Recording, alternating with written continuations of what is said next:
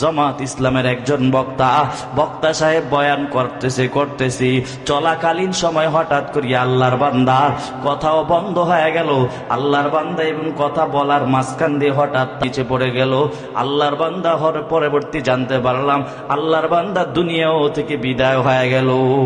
ওই বক্তাও যদি জানতো আমার জীবনের শেষ বয়ান, আমার জীবনের শেষ বসাছে এই চেয়ারে, বক্তা সাহেবও জানতেন না আজরাইল আলাইহিস সালাম যখন আপনার কাছে চলে আসবে, রে বাবা কোথায় আপনি আছেন, গুনার কাজে আছেন না সওয়াবের কাজে আছেন, আপনার টাইম যদি শেষ হয়ে যায় এই দুনিয়া থেকে চলে যাওয়াই লাগবে, ঠিক কিনা?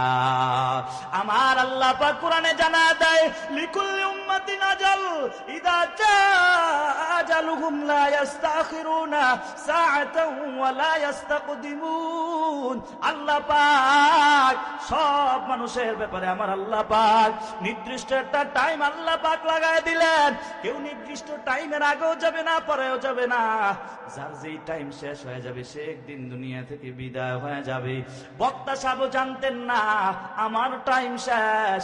এমন কত মানুষ এখানে বসে আছেন, আপনারা অনেকের বয়ান শুনতেছেন, আপনিও জানেন না আগামীকাল আপনি বাঁচবেন কি বাঁচবেন না তার কোনো গ্যারান্টি আছে নাকি বাবা?